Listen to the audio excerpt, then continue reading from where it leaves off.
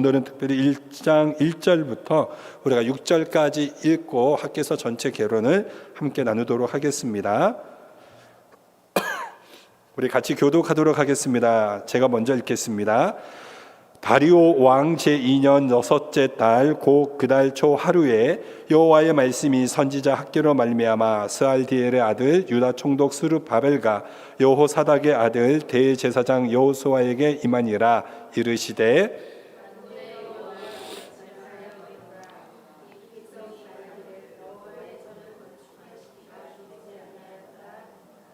여호와의 말씀이 선지자 학개에게 임하여 이르시되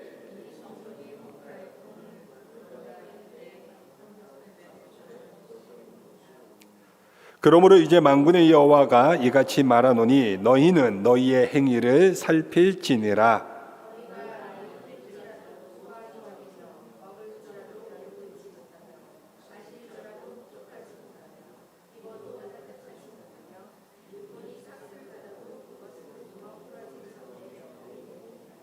아멘.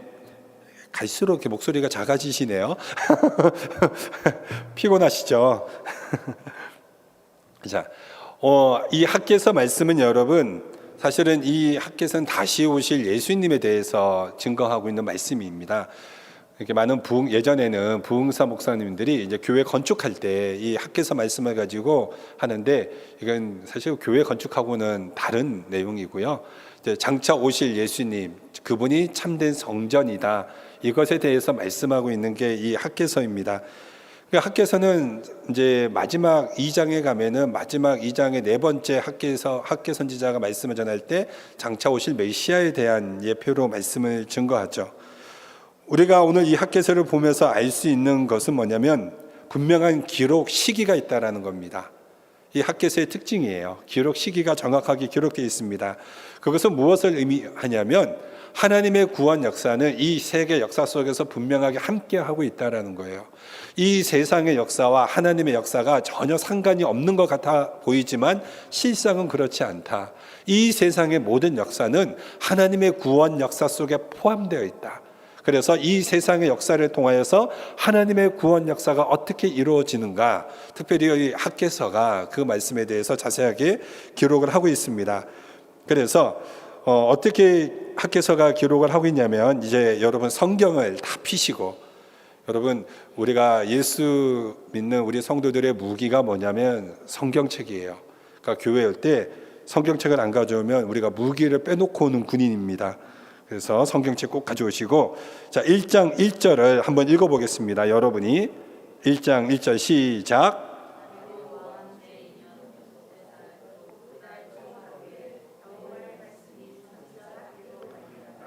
예, 여기까지. 자, 여기 보시면 다리오 왕 제2년 여섯째 달 곧 그달 초 하루에 하나님의 말씀이 학개 선지자에게 임하였습니다. 그러니까 이게 이제 학개 선지자가 하나님의 말씀을 받아서 전하는 내용이에요. 그럼 두 번째는 어디냐? 2장 1절입니다. 2장 1절 한번 읽겠습니다. 시작.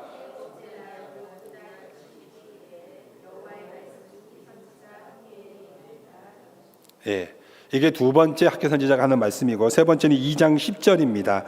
2장 10절 시작.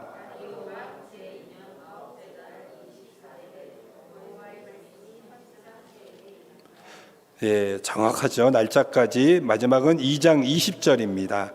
2장 20절 시작.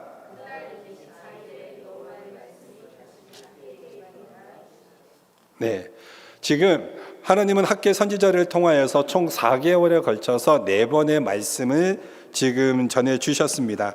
그러니까 이때가 언제냐면 주전 520년이에요. 주전 520년 다리오 왕은 이때 당시 왕이 통치하는 기간을 어떻게 세웠냐면 왕이 등극하는 그 해가 통치 첫 번째 해입니다. 그러면 그 다음이 지나면 둘째 해가 되죠. 그러니까는 12월 달에 등극했다 할지라도 그 해가 첫 해가 되는 거고, 그 다음 해가 두 번째가 되는 것입니다. 그러니까 이스라엘 이제 이 유다 왕국들은 지금 이 바벨론 포로에서 돌아와서 성전을 지으려고 할 때 이 학개 선지자의 네 편의 설교가 이 성전 재건을 통해서 기록하고 있는데, 중요하게 정확한 날짜를 기록하면서 이 사건이 역사 가운데 이루어진 사건이라는 것을 지금 소개하고 있다라는 거죠. 그렇다면 배경은 무엇인가 하는 거예요. 자, 배경은 그 성전이 그러면 언제 파괴되어지고 다시 언제 재건되어지는가? 여러분, 우리가 보통 첫 번째 성전은 우리가 잘 아는 솔로몬 성전이라고 부릅니다. 이 다윗이 준비하고 솔로몬이 성전을 이제 건축하게 될 때, 이때는 기원전 960년이에요. 960년에 솔로몬 성전을 짓게 됩니다. 근데 이 솔로몬 성전이 언제 파괴됩니까? 바벨론의 느부갓네살 왕이 쳐들어와서 파괴되는데, 이때가 기원전 586년 또는 뭐 학자들 가운데 587년, 587년, 6년 같은 이렇게 보통 말을 합니다. 이때 이제 성전이 파괴가 되죠. 그리고 다시 이제 하나님이 학개 선지자를 통하여서 다시 이제 성전을 짓게 만들죠. 이때가 총독이 스룹바벨이어서 이름을 무엇으로 붙이냐면 스룹바벨 성전이라고 붙이고, 나중에는 헤롯이 유대인들의 한심을 사기 위해서 스룹바벨이 지은 이 성전을 증축합니다. 증축하는 이 가운데 이제 예수님께서 이 성전이 다 허물어질 것이다 하고 AD 70년 로마의 디투스 장군에 의해서 예루살렘이 함락되고 성전이 완전히 파괴돼 버리는 그 가운데 있습니다. 그래서 이게 지금 이 성전을 짓고 파괴되고 다시 성전을 재건한다, 이 의미가 무엇이냐 하는 거죠. 여러분, 성전이 무엇이냐면 성전은 하나님의 집이라는 뜻이죠. 그러니까 하나님의 집이라는 것은 하나님이 우리들과 함께 하시겠다는 거예요. 이 땅에서 우리들과 하나님의 백성들과 하나님이 함께 거하시고 통치하시고 하겠다라는 겁니다. 그런데 그 성전이 하나님께서 파괴를 시켰다 하는 것은 무엇에 대한 의미냐면, 내가 더 이상 너희들과 함께 하지 않겠다라는 의미가 있는 거죠. 왜 그렇습니까? 이스라엘 백성들의 철저한 우상 숭배와 범죄로 인하여서 하나님을 떠났기 때문에 하나님이 파괴를 시키는 거죠. 그래서 바벨론 70년 이 포로 생활, 그러니까 바벨론 제국은 지난주에 말씀드렸듯이 총 87년밖에 안 되는 아주 짧은 이 왕국이 제국이죠. 그 가운데 이스라엘이 70년 바벨론 포로 생활을 했습니다. 그러니까 바벨론 포로 생활을 하는 이 기간 70년이 뭐냐면, 이스라엘 백성들이 하나님 앞에 희년을 지키지 않았기 때문에 그 희년을 지키지 않은 그 날짜를 계수해서 70년을 쫓아내고 그 땅에 안식을 주신 기간입니다.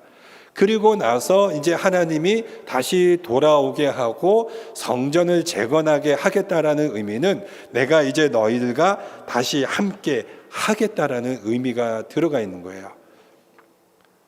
그러니까 여러분, 하나님을 떠난 이스라엘 백성들은 모든 이들의 삶의 정체성이 다 사라지는 거죠. 하나님이 과연 나를 버리셨는가? 그런데 그 바벨론 포로 생활이 철저하게 회개하는 기간이에요. 그리고 회개하는 기간이고, 다시 돌아와서 이제 성전을 짓는다라는 것은 이제 우리가 하나님 앞에 삶으로 회복을 받겠다, 하나님 앞에 신앙적인 회복을 받겠다라는 겁니다. 그런데 그렇게 해서 돌아오는 이 바벨론 포로에서 돌아온 유다 백성들이 몇 명인가 하는 거죠. 5만 명밖에 되지 않습니다. 5만 명밖에 되지 않는 사람들이, 아주 소수의 사람들만 돌아오게 됩니다. 그리고 나서 이제 주전 536년에 돌아와 가지고 이들이 제일 무엇부터 하냐면, 이제 성전을 세우기 위한 기초를 쌓는 거죠. 왜냐하면 이제 성전을 세워야 그 다음에 이제 나중에 저희가 처음에 와서 수요일날 강해 설교한 것이 느헤미야인데, 느헤미야를 통하여서 성전을 보호하기 위한 성벽을 세우는 거거든요. 그러니까 성벽은 무엇이냐면 성전을 보호함이 목적입니다. 그러니까 이건 우리가 하나님을 믿는 이 신앙을 세우기 위하여서 우리가 갖춰야 할 성벽이 무엇인가, 이것이고, 이거 먼저 이제 성전이 세워져야 되는 거죠. 그러니까 하나님이 우리와 함께 하시는 이것이 가장 중요한 거죠. 여러분, 우리가 이 예배당에서 우리가 함께 예수 믿는 사람들이 모여 있습니다. 하나님이 우리와 함께 하지 않는 예배라면 이 예배는 아무 의미가 없는 거예요. 여러분이 이 자리에 나와서 예배드리는 이 본질 아무 의미 없습니다. 집에서 쉬시는 게 훨씬 더 유익하죠. 그렇기 때문에 이제 이 성전을 세우려고 할 때, 여러분, 성전을 세운다는 것은 하나님이 기뻐하는 일이고 하나님이 원하시는 뜻이었습니다. 그러니까 이들이 그런 부푼 비전을 품고 돌아온 사람들이에요. 비록 소수이지만 우리가 하나님 앞에 다시 신앙을 회복하겠다. 그럼 신앙을 회복하겠다라고 마음을 먹었을 때 사단이 가만히 있겠습니까? 그거는 있을 수 없는 거죠. 그래 당연히 방해 공작이 옵니다. 그 방해 공작이 오니까는 이 사람들이, 돌아온 사람들이 성전 짓는 것을 포기해요. 스탑을 합니다. 멈춰버려요. 그 시간이 자그마치 15년에서 16년입니다. 15년에서 16년 동안 성전을 짓지 않고, 근데 뭐 하냐면 자기 집 지어요. 그러니까 자기 집도 여기서 성경에서 판벽하는 집을 지었다라고 하나님이 책망하시는데, 이게 판벽하는 집이라는 것은 임시로 지을 집이 아니라 내가 살 수 있는 완벽한 집, 그러니까 완벽한 집을 지었다라는 거예요. 그러니까 하나님의 성전 짓는 것은 내팽개치고 자기 삶에 완전히 올인해 버립니다. 그래서 하나님께서 학개 선지자와 스가랴 선지자를 보내셔서 오늘 이 말씀을 하시는 거예요. 너희가 왜 성전 재건을 중단하게 되었는가? 너희의 마음의 중심이 무엇인가? 이것을 이제 이 학개 선지자가 하나님의 말씀을 그대로 이제 선포하자, 그 말씀을 들은 이 유다 백성들의 마음이 뜨거워집니다. 그리고 그 말씀 앞에 순종해서 이제 성전을 짓기 시작합니다. 그 걸린 시간이 4년이에요. 4년의 시간을 걸쳐서 드디어 이 스룹바벨 성전이 지어지게 됩니다. 그리고 이 성전이 완공되고 난 이후에 하나님께서 마지막 네 번째로 학개 선지자에게 네 번째 말씀을 해주시는 게 뭐냐면, 내가 너희에게 큰 복을 주겠다. 이전 영광과, 이전의 솔로몬의 성전의 영광과는 비교할 수 없는 엄청난 큰 영광을 너희에게 주겠다. 이제 이 말씀을 하시죠. 그러니까 솔로몬의 성전과는 비교할 수 없는 엄청난 큰 영광, 뭡니까? 성전 대신 예수님이 직접 이 땅에 오시는 그거를 이제 주시겠다라는 이 말씀을 하는 거죠. 그러니까 우리 개혁주의 신앙을 가지고 있는 우리들이, 그러니까 이런 바른 용어와 바른 단어들을 사용해야 되는 것이, 이제 큰 교회들 보면은 뭐 일성전, 이성전, 무슨 성전 이런 표현을 쓰는데, 그것은 올바르지 않은 거죠. 성전은 더 이상 존재하지 않습니다. 여기에서도 여러분, 스룹바벨 성전에, 솔로몬 성전에는 성전이 되기 위해서 제일 중요한 것이 있었습니다. 무엇이 있었습니까? 하나님의 언약궤가 있었습니다. 스룹바벨 성전에는요, 하나님의 언약궤가 없습니다.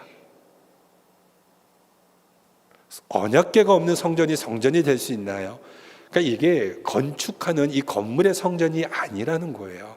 그거를 말씀을 해주고 있는 거죠.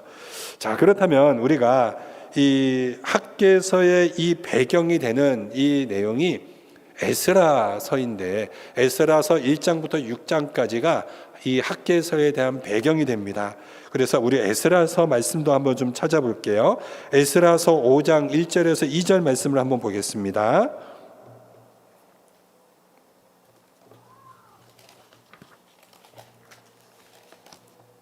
에스라서 5장 1절에서 우리 2절 말씀 다 찾으셨으면 한번 읽어주시기 바랍니다. 시작.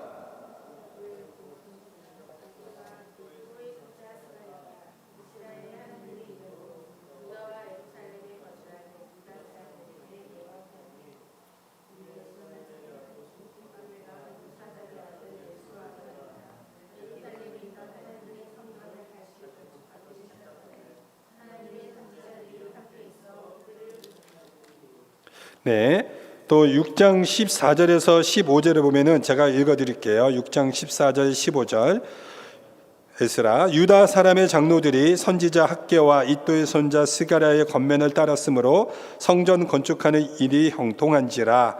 이스라엘 하나님의 명령과 바사왕 고레스와 다리오와 아닥사스다의 조서를 따라 성전을 건축하며 일을 끝내되 다리오 왕 제6년 아달월 3일에 성전 일을 끝내니라.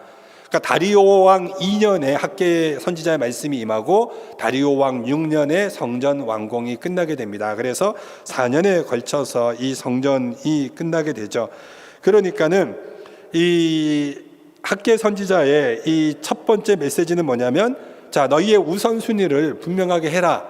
너희가 우선순위를 분명하지 않았기 때문에 하나님의 재앙이 너희들의 삶에 임하게 된 것이다 라고 말하고, 두 번째는 이 두 번째 학개 선지자를 통해서 하고 있는 메시지는 지금 이 성전이 솔로몬의 성전보다 더 영광스럽게 될 것이다, 이것을 말씀합니다.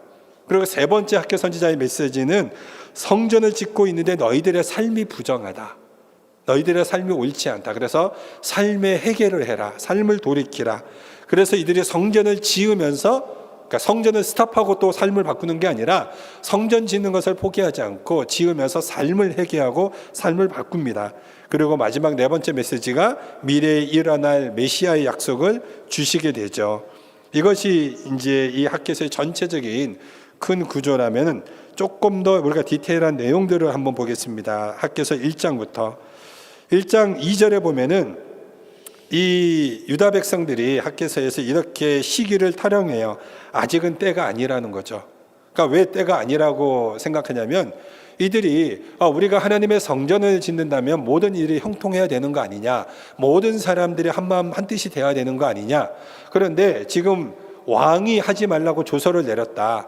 그러니까는 우리가 이게 이제 좋은 명분이 된 거예요. 실상은 하고 싶지 않았는데 이제 왕이 조서를 내리니까 반대하는 자들의 그 명분을 가지고 이거 왕이 조서를 내렸으니 뭐 하고 싶어도 할 수가 없네 라는 생각을 하는 것이고, 두 번째는 신학적인 혼동이 오는 겁니다.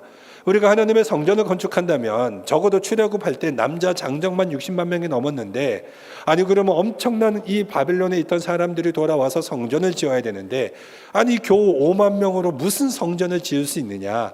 왜냐하면 예루살렘이 완전히 초토화가 되어서 쓰레기 더미가 됐거든요. 여러분, 70년 동안 황폐해졌습니다. 모든 성전의 돌들이 다 무너졌습니다. 우리가 생각하는 예루살렘 성전의 돌들이 이런 벽돌들이 아니잖아요. 여러분, 엄청난 큰 돌덩어리들입니다. 이것들이 다 파괴가 되고 무너지고, 그래서 이것을 세운다라는 것이 이 5만 명으로는 되지 않는 거예요. 그러니까 이게 성전을 세우려면 뭘 해야 됩니까? 일단 이것부터 정리를 해야 되거든요. 여러분, 우리가 이번 이제 교회 청소를 하는데, 여러분 그 축구 선수들이 그 이용표 전 우리 축구 선수가 그런 표현을 쓰더라고요.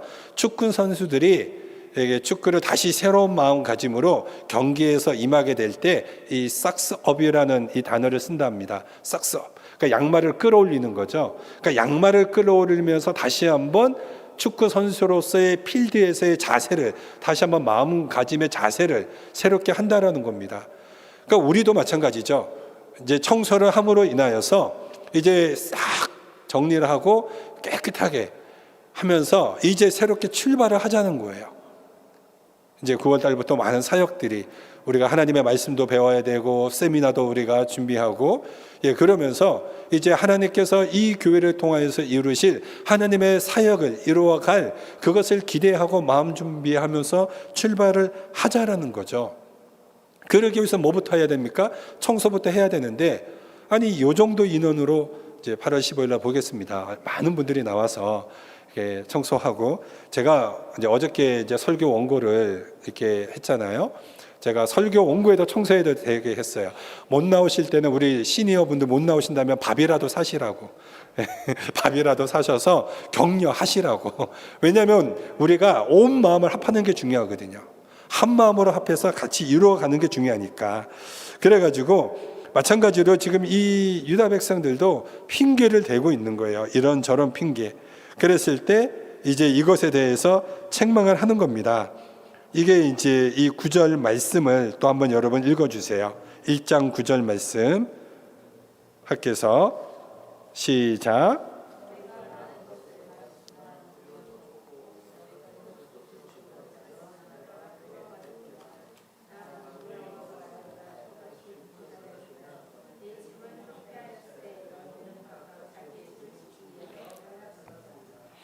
예, 그러니까 이들이 하나님의 집을 짓는다라는 이 본질적인 동기는 찬성을 하는 거예요. 그러나 지금은 아직 때가 아닌 것 같다. 때가 아닌 것 같으니 일단 내 집부터 먼저 짓고 일단 내가 좀 잘 살고 내가 좀 여유가 있고 내가 좀 물질이 있고 그때 내가 하나님의 일을 하겠다 했을 때 지금 이것에 대해서 이들이 그런 핑계를 대고 있는 겁니다.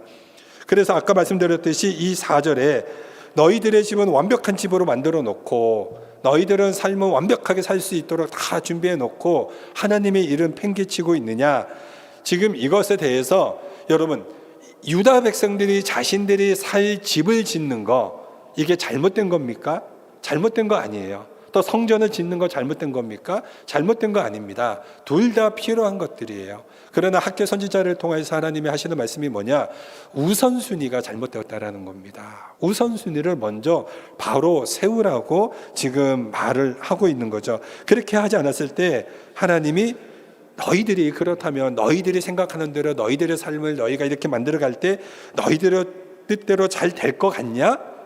내가 그렇게 되지 않도록 하겠다. 그게 5절과 6절 말씀이에요. 5절 6절 말씀 한번 읽어보세요. 5절 6절 말씀 학개서 시작.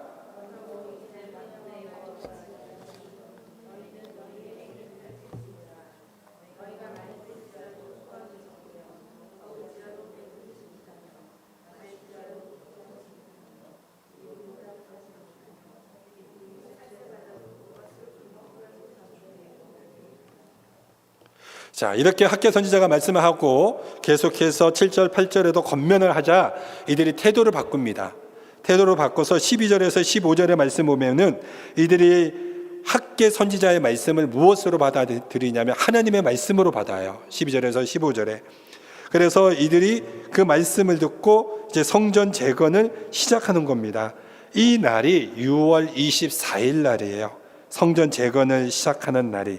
6월 24일 날에 성전 재건을 시작하면서 그때 성령의 역사를 통해서 함께 하시게 되죠. 그러므로 여러분 오늘 이 말씀을 통해서 우리가 학개 선지자의 이 설교의 말씀을 듣고 순종하는 거, 이것이 뭐냐면 하나님이 성령을 통해서 우리 마음속에 깨달음을 주시고 순종할 수 있도록 해주시는 것 자체가 뭐냐? 하나님이 우리와 함께 하신다라는 거예요. 하나님이 우리와 함께 하지 않으면 아무리 선지자의 말씀을 통해서 선포되어도 그 말씀에 순종하지 않는다라는 거죠. 순종을 하고 그 말씀을 듣고 순종을 했다. 그것은 성령께서 그 마음속에 역사를 하신 거죠. 역사를 한다라는 것은 내가 너희와 함께 한다라는 것. 그렇기 때문에 오늘날도 동일합니다. 오늘도 동일하게 우리가 어떤 새로운 체험, 신비적인 능력 이런 것을 통하여서 하나님이 우리와 함께 하신다가 아니라 하나님의 말씀이 나에게 울려 퍼지고 내가 그 말씀 앞에 순종함으로 나아갈 때 성령 하나님이 나와 함께 하시는구나. 하나님이 나와 함께 동행하시는구나. 그것을 체험할 수 있다라는 거죠. 이게 학개 선지자의 첫 번째 메시지의 결론입니다. 두 번째 메시지는 이제 엄청난 격려를 하게 되는데 2장 1절부터 3절을 보면은 이제 성전 재건을 시작하게 됩니다. 근데 성전 재건을 하게 될 때 하면서 이들이 이제 긴가민가 하는 생각들을 하게 돼요. 왜 긴가민가 하냐면은 이들이 아까 말씀드렸듯이 신학적인 갈등이 생겼거든요. 아니 이런 하나님의 거룩한 일에는 모든 사람들이 다 동참해야 하는 거 아닌가? 그게 하나님의 일 아닌가? 근데 어떻게 5만 명밖에 안 왔지? 이거 갖고 어떻게 할 수 있어? 그러면은 하나님이 출애굽할 때 이스라엘 최소 200만 명이 움직였던 것처럼 홍해를 가르고 요단강을 갈랐던 것처럼 하나님의 놀라운 역사와 기적과 수많은 무리들이 돌아오는 그때를 우리가 기다려야 하는 것이 아닌가 하는 신학적인 혼동이 생기는 겁니다. 그랬을 때 아니라는 거예요. 아니라는 겁니다. 하나님은 너희를 통하여서 완벽함을 이루려고 하는 게 아니라 너희가 놀라운 성령의 하나님의 역사를 이루는 선발대로 쓰시겠다라는 거예요. 선발대로. 수많은 무리들이 돌아오는 그 역사는 나중에 있을 역사예요. 그 역사는 예수님께서 통해서 이루실 엄청난 수많은 영혼들이 주께로 돌아오는 그 역사가 일어날 건데, 그 역사가 일어나도록 내가 너희들을 선발대로 보내서 선발대로 그 일을 하겠다 하는 겁니다. 교회는요, 교회는 어떤 사람들과 함께 일을 하는 거냐면 함께 그 말씀을 믿고 순종하는 사람들과 함께 하는 거예요. 순종하지 않고 따라오지 않는 사람들을 그들을 다 이렇게 데리고 가다 보면은 앞장서서 함께 나가는 그 사람들까지 믿음이 떨어져서 포기하게 돼요. 그러면 하나님의 일이 안 돼요. 교회는요, 믿음이 있는 사람들과 함께 하는 겁니다. 믿음이 있는 사람들과 함께 할 때 믿음 없는 사람들이 믿음 있는 사람들의 모습을 보고 도전을 받고 한 명 한 명 한 명 따라오게 되는 거예요. 그렇기 때문에 여러분, 주일학교 교사들도 어떤 분들이 교사를 해야 되느냐? 10명을 맡겨줬는데 1년이 지나갔는데 2명, 3명밖에 남지 않았다. 그럼 그런 분들 교사하시면 안 돼요. 교사하면 안 되고 10명을 맡았는데 갑자기 14명, 15명이 됐다. 그런 분들이 교사하셔야 돼요. 그래서 이런 분들은 더 맡아도 더 잘 끌어가요. 그래서 나 선생님이 너무 좋아요. 나 전 선생님 반에 가고 싶어요. 막 이런 아이들이 있어요. 제가 누구라고 말씀을 안 드려도 여러분 아실 거예요. 우리 애들이 엄청 좋아해요. 그러면은 그렇게 하는데 귀에 쏙쏙 들어온대요. 그 말씀이 막 너무 잘 들어온대요. 그러니까 그 애들이 가서 신나고 재미있고 말씀도 듣고 이러면서 그 주일학교가 또 중고등부가 이런 막 부흥들이 일어나야 되는 겁니다. 그래서 교회는 여러분 다른 것이 아니라 믿음으로 나가는 거예요. 믿음이 있는 사람들이 앞장서 나갈 때 왜 우리밖에 없지? 왜 몇 사람밖에 없지? 그랬을 때 여러분 오늘 이 말씀을 생각하시면서 하나님이 우리를 선발대로 쓰시는구나. 이 교회에 놀라운 성령의 부흥을 일으키시기 위해서 우리를 하나님께서 부직갱이로 쓰시는 거구나. 우리를 통하여서 놀라운 성령의 역사가 일어날 것이다. 그런 메시지로 우리가 이 말씀을 받았으면 좋겠습니다. 세 번째 메시지는 여러분, 이제 이 거룩함과 이 부정함에 대해서 2장 10절과 14절에 대해서 말씀을 하고 있습니다. 여러분, 시체를 만지면 부정하게 되죠. 그러면 이 사람이 만지는 것은 다 부정해지는 것입니다. 그래서 하는 일이 모든 일이 다 부정하게 돼요. 이게 쉽게 말하면 성전을 재건하지 않고 살았던 이 사람들, 하나님의 중심으로 살지 않았죠. 이들이 성전을 재건하지 않고 잠시 기다려보자, 지금은 때가 아닌 것 같다 하면서 이들이 그러면 믿음으로 살았겠습니까? 상식적으로 하나님의 일은 좀 나중에, 지금 내일이 우선이지, 이런 사람이 여러분 믿음으로 순종하겠습니까? 상식적으로 말이 안 되는 얘기잖아요. 그렇죠? 얼마나 부정해졌겠습니까? 그 부정한 이 사람들이 하는 모든 일들은 다 뭐가 되는 거예요? 부정한 일이 되는 거죠. 그럼 거룩한 사람이 만지는 모든 것들은 다 뭐가 돼요? 그 거룩함이 되죠. 그 모든 것들을 하나님께 올려드리면 거룩한 예물이 되는 것들입니다. 그래서 이 15절에서 17절에 하나님 중심으로 살지 않고 먼저 집을 지면서 살았던 그 사람들에게 이 재앙을 내리는 내용들이 기록되어 있습니다. 그러면서 재앙을 내린다면 너희들이 어떻게 할 것인가? 그래서 18절에서 19절에 이제 너희가 순종해서 성전 재건을 시작했으니 걱정하지 말라. 내가 너희에게 복을 주겠다. 너희가 이 말씀 앞에 순종하고 나아갔으니 내가 너희들에게 어떤 복을 줄 것인가? 창고에 있는 곡식들의 종자들을 이른 비가 오면서 땅이 부드러워져서 땅에 심는 것마다 이제 어떠한 일이 벌어질 것인가? 엄청난 수확을 거두게 해 주겠다. 이런 복을 하나님이 주시겠다라는 거예요. 그러니까 여러분, 농경 문화 시대에서 제일 중요한 게 뭡니까? 때에 맞는 햇살과 비가 내리는 거죠. 그래서 이것이 이 비가 오는 게 제일 중요하고, 그래서 이 당시에 이 가나안 땅의 사람들이 이게 바알 신을 섬기지 않습니까? 이 바알 신의 모양이 이 우레와 번개를 들고 있는 모양이거든요. 그래서 이것을 가지고 우레가 치고 번개가 치면 그 다음에 이제 비가 내리는 거니까 이 땅에 풍요가 내리게 해주는 거거든요. 이게 원래 페니키아에서 이 바알 신앙이 들어간 건데, 페니키아가 원래 이 배를 해상에서 해상 무역하는 민족이고, 이 페니키아의 공주가 이세벨 여왕이고, 이제 그렇거든요. 그러니까 제가 아내한테 그런 얘기했어요. 이 바알에 가지고 있는 신이 그 바이킹이 가지고 있던 이 로키와 토르의 신과 너무 똑같지 않냐? 혹시 어떤 영향이 있지 않을까? 그래서 섣불리 말하지 말라고 연구하기 전에는 그냥 제가 그런 추측만 한번 해봤었습니다. 아무튼 이게 다 농사와 밀접하게 연결된 것들이거든요. 그런데 하나님이 어떻게 해주시겠대요? 너희가 순종하고 나아갔으니 너희가 심는 그것에 30배, 60배 예수님의 말씀대로 100배의 결실을 내가 얻어서 창고에 쌓게 해주겠다. 그 복을 허락해 주겠다. 지금 하나님이 그 말씀하시는 거예요. 그리고 이제 학교에서의 하이라이트가 바로 이 네 번째 격려의 메시지죠. 2장 20절에서 23절에 하나님이 누구에게 직접 말씀하신가? 스룹바벨에게 직접 말씀하십니다. 이 진동 최후의 재림하실 때 이 완전하게 이 성취될 거에 대해서 스룹바벨에게 말씀을 하세요.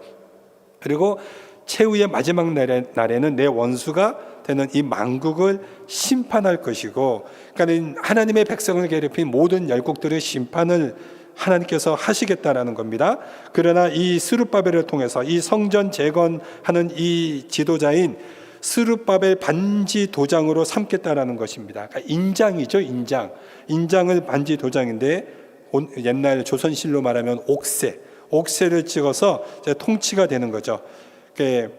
그래서 이 왕의 말을 문자로 써서 옥새로 찍는 것입니다. 그래서 그것이 그대로 통치가 되고 실현이 되는 것. 이것은 하나님이 만국을 심판하시고 성전을 재건하시고 하는 분인데 스룹바벨을 통해서 그렇게 하시겠다라는 거예요.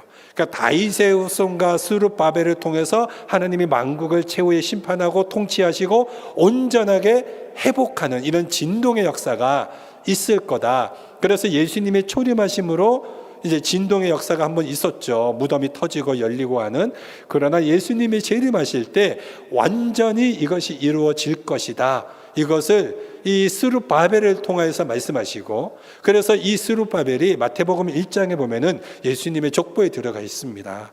그래서 다윗과 스룹바벨과 장차 오실 그 약속된 메시아, 이분이 오셔서 이분이 이 땅에 오셔가지고 하나님의 백성들에게 놀라운 하나님의 역사, 예수님을 통하여서 이 땅에 무엇이 오시냐면 성령 하나님이 우리 안에 친히 임하게 되는 거죠.